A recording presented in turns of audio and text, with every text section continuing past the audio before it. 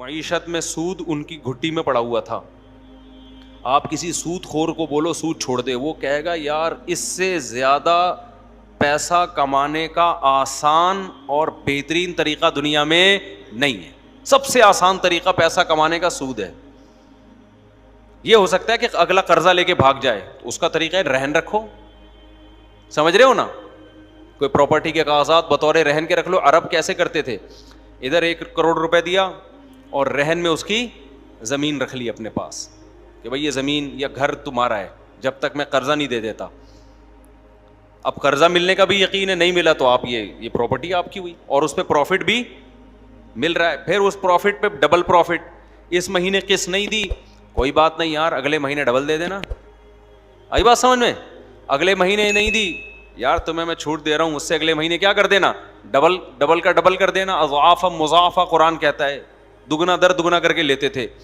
آج بھی یہودی یہی کر رہا ہے. بینک میں ٹائم پہ کس جمع نہ ہو کیا لگتی ہے, پینلٹی. پھر وہ پینلٹی ملٹی پلائی ہوتی چلی جاتی ہے. دنیا میں جو سرمایہ دار آدمی ہوتا ہے, جس کے پاس پیسہ ہوتا ہے, اس کے لیے پیسہ کمانے کا سب سے آسان طریقہ کیا ہے, سود کمانا شروع کر دے. اس میں رسک زیرو ہے. اب بتاؤ ارب پتی لوگوں کے لیے, جو کروڑ پتی لوگ ہیں ان کے لیے تو بہت, اور عرب میں یہ تھا, سود بہت ہو گیا تھا. یہودیوں نے اس کو بہت پروموٹ کیا تھا سود کو. قرآن کی ایک آیت نازل ہوئی. اچھا سود کے اگینسٹ کیا ہے, مزاربت ہے, مشارکت ہے. اس میں بڑی ٹینشن ہے بھائی. اس میں کیا ہے, فل ٹینشن. ٹینشن یہ ہے کہ نفع میں بھی پرسنٹیج. اب کبھی پروفٹ زیادہ ہو رہا ہے, کبھی پروفٹ کم ہو رہا ہے. کم ہو رہا ہے تو آپ کا مہنگائی بڑھ رہی ہے, پروفٹ کم ہو رہا ہے تو آپ کا بھی کم ہو رہا ہے. انویسٹر کی ایسی کی تیسی ہو رہی ہے کہ نہیں ہو رہی, فائدہ کس کا ہو رہا ہے, غریب کا ہو رہا ہے. وہ محنت زیادہ کرے گا تو پروفٹ مارجن بڑھے گا تو اس کا بھی بڑھے گا نا.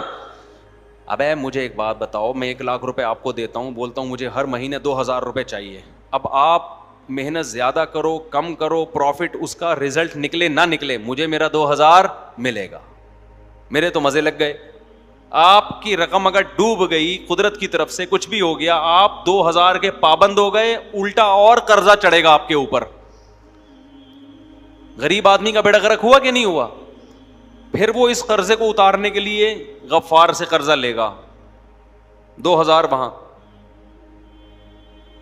تو کیا ہوتا ہے, بہت سے لوگ, سارے ضروری نہیں ہے لیکن بہت سے لوگ قرضے در قرضوں میں جکڑتے چلے جائیں گے.